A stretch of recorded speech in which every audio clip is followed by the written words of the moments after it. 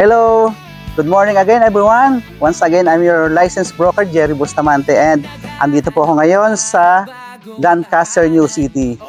Dito po sa Manchester, Phase 11. And guys, dito ako sa napakagandang property na for sale ngayon, na with lot area of 280 square meter. And syempre, ang laki po ng improvements. Guys, for more information about this property, just click the send message below and let's talk.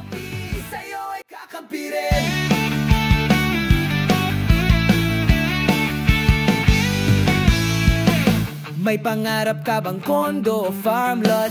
Kami ang kasama mo, di ka malalagat. Affordable deals, lagulat malinaw. Sa BGA, panalo ka, ikaw ang panaybaw.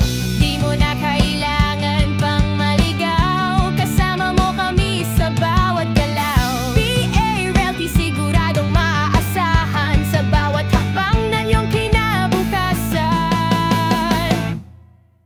BGA Realty, sa'yo'y aalalay. Tiwala't serbisyo, laging tunay. Babae o lupa, dito ka na tumingin. BGA Realty, sa'yo'y kakampirin. Pasok tayo sa pinaka main door. Ito pinaka main house niya. So ito po Ako ay lumipat, license respects. ito po extend na rin po yung kitchen niya. Na-extend niya. Hindi po ganun yung turnover. Ang dating CR niya, ito extend na rin po niya dito. So pakita ko lang siya mabilisan sa taas. Ito po yung pag-akyat mo, stairs.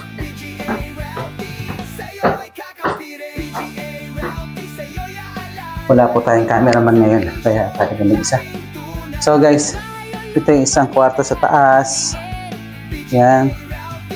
So meron na rin pong aircon, naka-ready na. Merong cabinet. And ito po yung pinaka-master bedroom.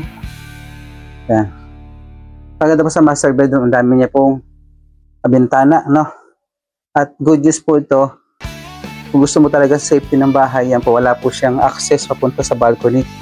So, for safety purposes, yan po ang gusto ng may-ari. Pero kung ikaw, pwede pong magagay. Ito po yung common CR sa master bedroom sa room. Dalawang po entrance. So, ito po sa isang bedroom niya. So, naka-common. Yan.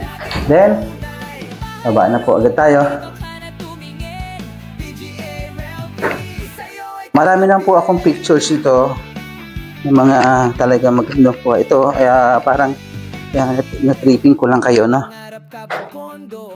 So, ito po. Kasama lang po lahat ng gamit sa bahay at meron lang iba ititira. Yan, guys. Yan. Okay na ako. Ayan si Ma'am Pat. Ma'am. Hello guys, ito naman yung balcony natin, no? So once again, ito ay 200 square meter yung and ito pong extension is additional na. So additional po itong balcony na napalaki. Ito po is paikot ng bahay, and as you can see guys, yan, nakabakod po ng halaman yung ating paligid. So maraming halaman dito, dyan may pine tree, may atis. Yan, ito po yung pinagkakabalahan ng may-ari, no? So itong balcony na to, yan, paikot, and yan, paikot ng bahay. And ito yung kanyang pinakalanay, so extension din po sa likod ng bahay, no? And ito yung hagdan papalabas. So as you can see guys, wala kayong nakikitang access sa papunta dito sa labas, no?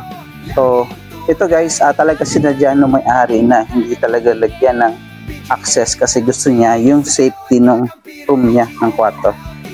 Kung ikaw naman po ang bibili itong property nito, is pwede mo naman pong lagyan. So maraming pagpipilian na pwedeng paglagyan niya. And dito, ang regular na floor area nito is 84 square meter, yung Gabriel model. But ngayon, sa laki ng development dito, so ibang klase na po yan. So yan guys, baba tayo. So ito yung access pababa. So walang access papunta sa main door. Ayan guys. So, tayo space sa likod. Kaya meron din tayo gate dyan. Ayan, may mga halaman. So, ito yung gusto kong bahay. Merong talagang open spaces. And ito yung lanay niya. So guys, ito yung pinaka-kusina niya. So, ang tawag dito ni Ma'am Patty is lanay. So, ito extension na po ito sa likod ng bahay. And good, ang good news na guys, bukod dito sa likod ng may gate at may open space dito. So, may halaman siya. Yan ito sa likod. Na pinaka-kusina niya. So, dirty kitchen. Yan yung pataas, no? And guys, ito yung sa ilang features ng Lancashire before na meron tayong ang tawag po dito is linear park. Ayan, ito likod ng bahay niya is may linear park. Ito po guys is 7 meters apart yung block. So ito po is napakalaki pong air space na may bigay sa mga may-ari. Ito po is common area. Yan. Kaya as you can see guys, itong ating linear park, yan po is wala pong fix buildings. Yan po is pwede kang magtanim, pwede maglabas ng upuan, pwede yung gamitin, but pagkatapos balik mo rin. So pwede magtanim-tanim basta hindi po naka-fix. Yan guys, ito naman yung addition na sa pataas na yan. Additional din po ito guys, itong likod, ito isang room. Yan, ito sa maid's room. And ayan, maganda na yung place. Yan guys. Ito yung ating kanyang garden guys. Yan. Dahil ito guys, nakakatuwa yung mango natin. O diba, merong tanim ni Ma'am Pat, diba, ganito liit-liit ang puno pero ang dami bunga. Marami na sila nakain dito guys. Ayan, pag nabili nyo to, so yan, may atis pa, namunga na.